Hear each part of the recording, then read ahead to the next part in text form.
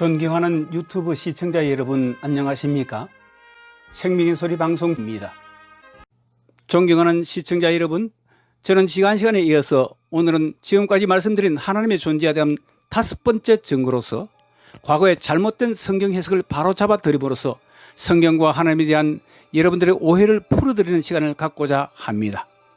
한때 동아일보의 횡설수설란에는 독일의 극작가 브레히트가 쓴 희곡 갈릴레오 갈릴레이의 생애를 간단히 소개하면서 지동설을 주장하였다가 가톨릭에 파문당한 갈릴레오를 천주교에서 뒤늦게 성서의 오류까지 시인하면서 진실을 인정한 데는 커다란 역사적인 의의가 있다라는 내용의 기사가 실린 적이 있었습니다. 또한 이에 대하여 기독신보에는 갈릴레오뿐만 아니라 1518년 이단으로 규정되어 1520년 파문되었던 마르틴 루터도 가톨릭 천주교가 복권시켜야 할 것이 아닌가라며 논박하는 기사가 실리기도 했습니다. 그러나 더 엄밀히 따지자면 중세 암흑시대에 타락한 가톨릭의 종교집판으로 인해 희생된 유명 무명의 진정한 신앙인들을 어찌다 헤아릴 수 있겠습니까? 지금에 와서 이들에게 교황이 절을 하며 사죄하고 복권 조치를 한다고 해서 그들에게 감사하며 가톨릭 천주에 복귀할 사람이 또 얼마나 되겠습니까? 더욱이 더 중요한 것은 이러한 일들이 그렇지 않아도 물질주의와 과학 만능주의에 쇠뇌되어 성경의 권위를 인정하려 들지 않는 현대인들의 마음을 더욱 닫게 만들며 그들로 하여금 오해를 불러일으키게 한다는 데 있습니다. 중세 로마 가톨릭의 타락과 갈릴레오가 주장한 지동설이 옳다는 것은 현대인이면 누구나 다 알고 있는 사실입니다. 사실 갈릴레오의 희생은 성경 자체의 오류 때문에 비롯된 것은 절대 아닙니다. 천동설은 당시 이때의 천문학자 프톨로미가 제안한 이론으로서 16세기까지 정설로 받아들여져 왔습니다. 즉, 이 당시만까지만 해도 지구가 고정되어서 태양계의 중심으로서 태양과 그 외의 혹성들이 이 지구 위를 졸고 있다고 생각했었던 것입니다. 그 이후 1544년 폴란드의 천문학자인 코페르니쿠스에 의해 최초로 지동설이 제안되었으나 천동설의 견해가 당시 로마 가톨릭의 지도자들에게 깊이 뿌리박혀 있었기 때문에 심한 반대에 부딪혔습니다. 그들을 이어 갈릴레오가 지동설을 지지하며 나오자 잘못된 고정관념에 사로잡혀 있던 교황이 그를 파문시킨 것인지 성경이 천동설을 주장했기 때문이 아니었던 것입니다. 성경의 어느 곳에서도 직접적으로 천동설을 주장하고 지동설을 부인하는 구절이 없습니다. 오히려 성경은 과학자들이 16세기까지 믿어오던 지구가 무엇인가 고정되어 있다는 생각을 부정하고 있습니다. 성경 욥기 26장 7절에 보면 욥은 지금부터 약 4,000년 전의 인물로서 그는 말하기를 그는 북편 하늘을 허공에 펴시며 땅 즉 지구를 공간에 매다시며 라는 말씀으로 하나님을 찬양하고 있습니다. 지구에 무언가 고정되어서 태양계의 중심을 이루는 것이 아니라 그 지구가 공간에 매달려 떠 있다는 것을 정확하게 묘사하고 있는 말씀인 것입니다. 뉴턴이 만유인력의 법칙을 발견하기까지 어찌 인간의 지혜로 이 놀라운 말씀들을 이해할 수 있었겠습니까? 뿐만 아니라 욥기 26장 10절에는 수면의 경계를 그으셨으니 이 경계는 원이라고 해석도 합니다.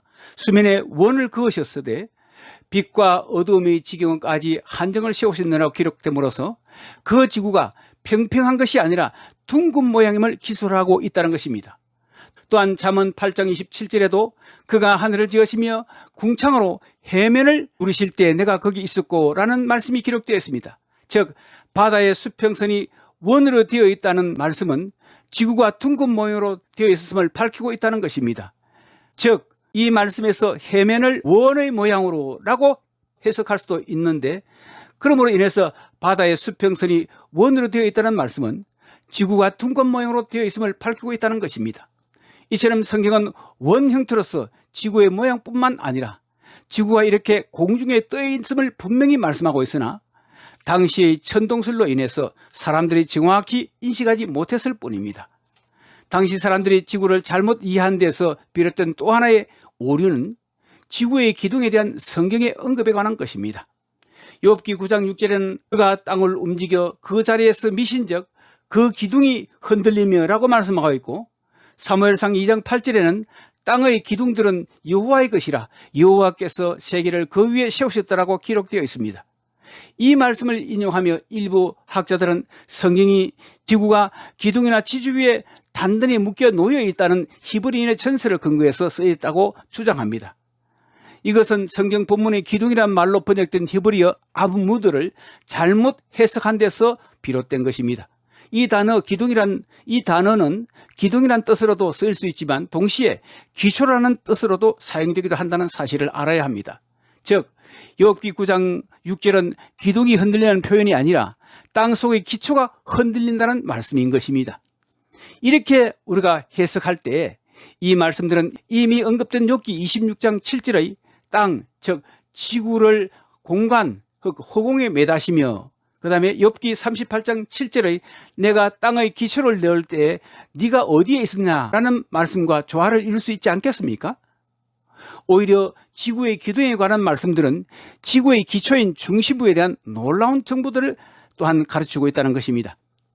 현대 과학자들은 지표면 속에는 멘틀이 있고 또 그 내부에는 외핵과 내핵이 있지만 정확히 어떤 물질로 되어 있는지는 잘 모르고 있는 실정입니다.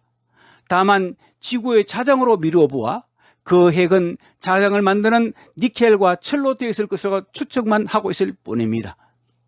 예레미야 31장 37절에는 이에 대해서 위로 하늘을 측량할 수 있으며 아래로 땅의 기초를 탐주할 수 있다면 내가 이스라엘 자손의 행한 일을 인하여 그들을 다 버리리라 여호와의 말이라고 말씀하고 있어서 만약 우리 인간들 중에 이와 같이 하나님이 만드신 하늘을 측량할 수 있으며 땅의 모든 것을 만드신 하나님의 그 기초를 탐지할 수 있다면 차라리 하나님이 자기가 택하신 이스라엘 백성들의 악한 일로 인하여 그들을 다 버릴 수 있다고 말씀하고 있지만 사실은 하나님은 그런 마음이 아니라는 것을 반어적으로 표현하고 있는 이 말씀인 것입니다.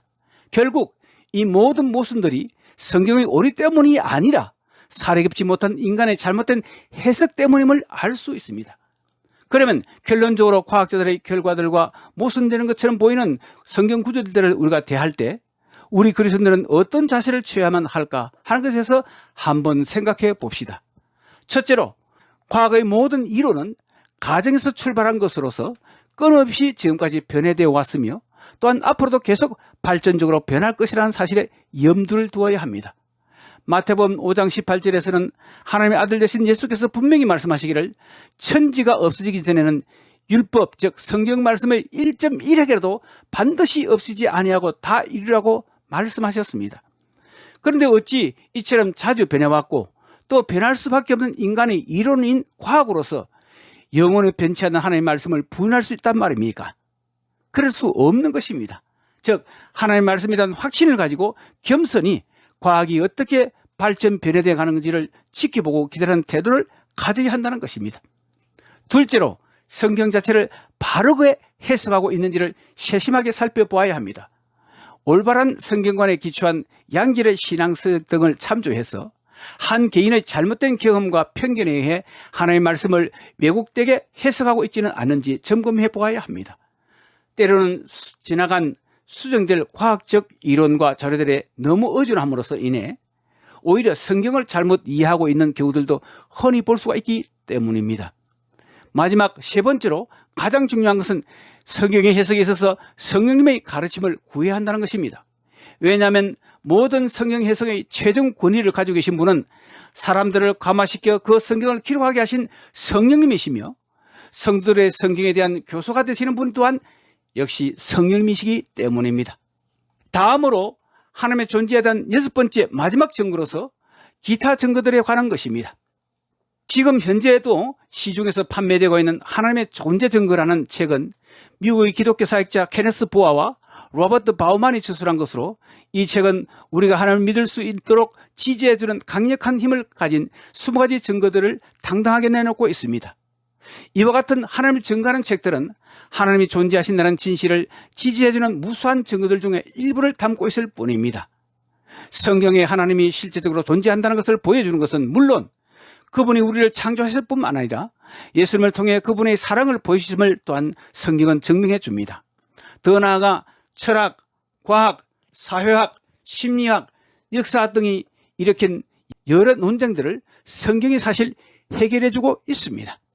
이러한 사실들을 확인한 작업을 통해 하나님을 향한 우리의 믿음을 합리적으로 살펴보고 더 굳세게 함으로써 우리가 세상을 향해 하나님 존재를 변화할 수 있도록 인도해 줍니다. 존경하는 시청자 여러분, 지금까지 제가 하나님의 존재에 관한 증거들에 대해서 말씀을 드렸지만 결론적인 말씀을 드리고자 합니다. 저는 시청자 여러분들이 지금도 살아계신 하나님께 대한 믿음을 가지는 데 있어 작은 보탬을 드리고자 5차례에 걸쳐서 조금 딱딱해 보이지만 마치 법정에서 변호가 피고를 위해 논증하듯 하나님이 존재하다는 증거를 제시해 드렸습니다.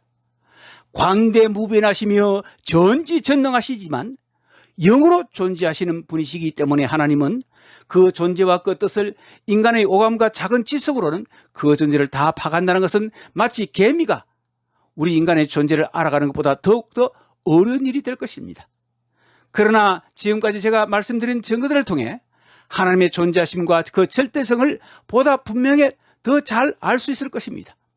게다가 무엇보다도 연약한 믿음이지만 하나님께 여러분의 연약한 믿음을 아뢰면서 진지한 마음으로 그분의 살아계심에 대한 증거를 하나님께 구하신다면 앞서 제가 여러분들에게 예를 들어 드린 저의 지인분의 경우와 같이 하나님은 반드시 그분에 대한 증거를 여러분들에게 분명하게 보여주실 것입니다.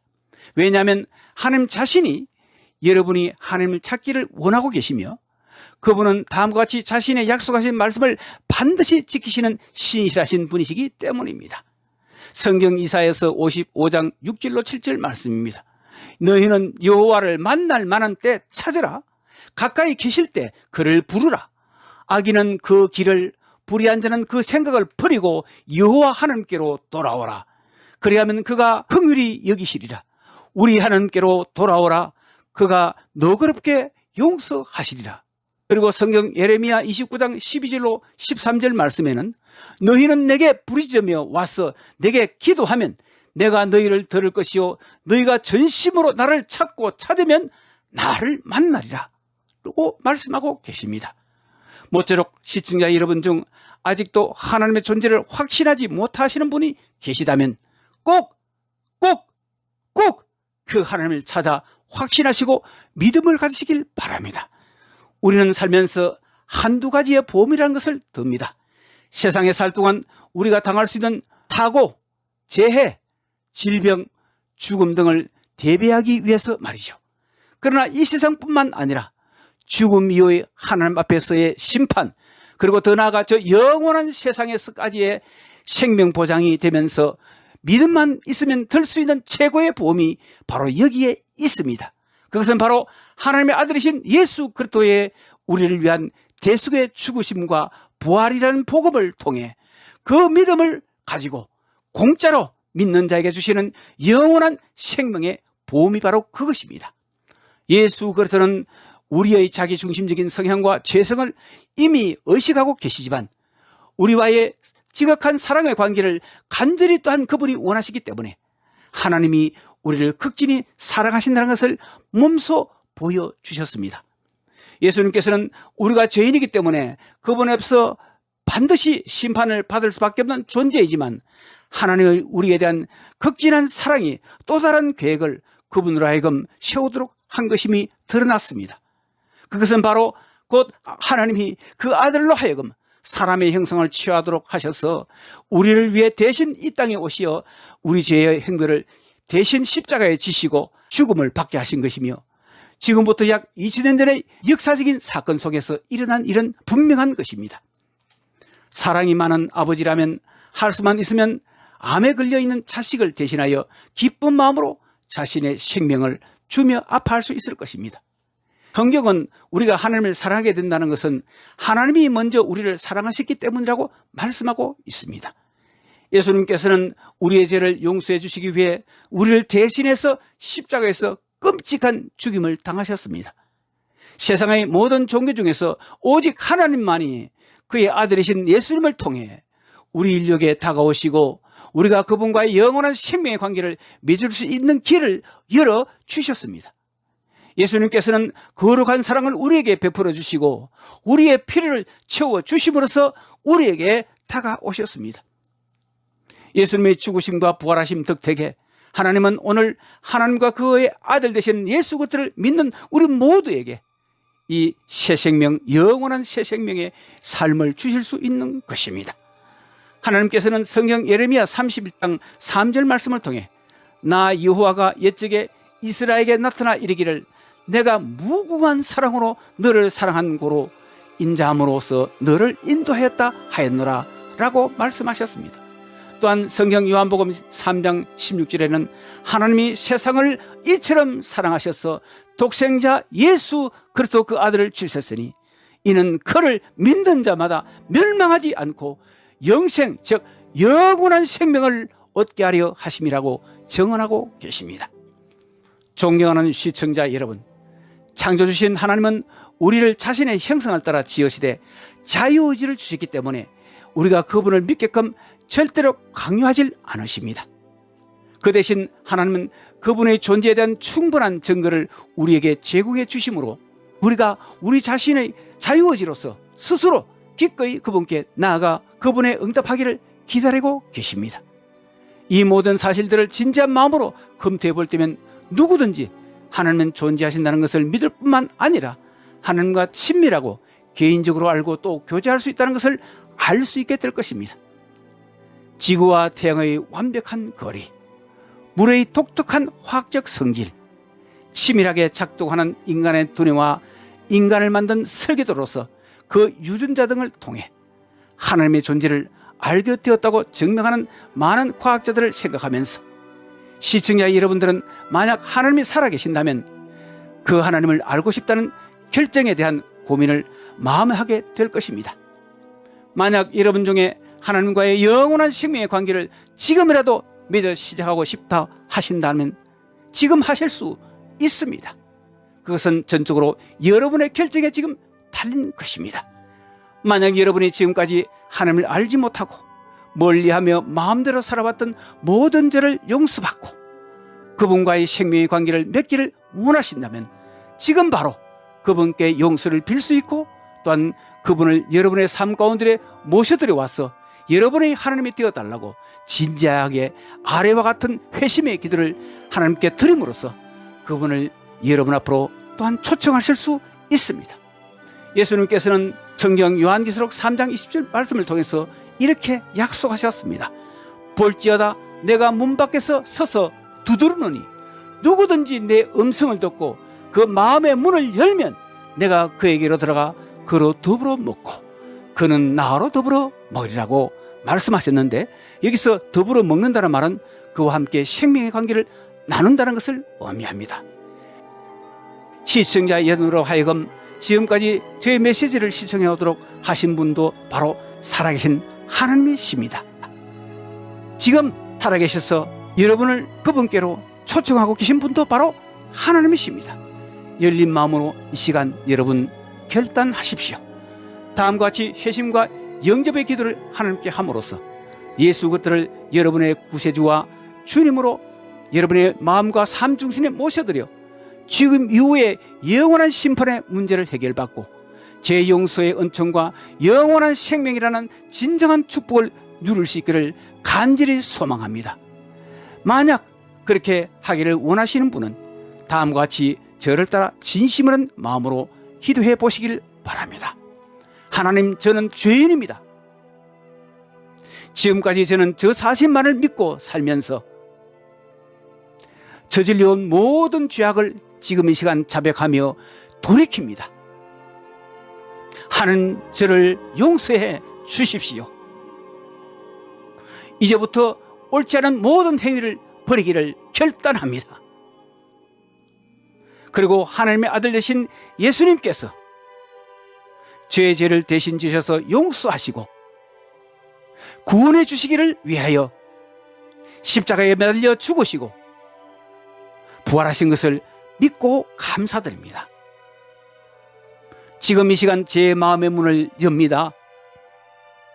예수님께서 제 마음과 삶 가운데 주님으로 들어오셔서 저의 구원자와 저의 주, 저의 주인이 되어 주셔서 저를 인도해 주십시오. 그리고 이제부터 제가 하나님 앞에 서는 그날까지 제 삶 전체를 또한 의탁하오니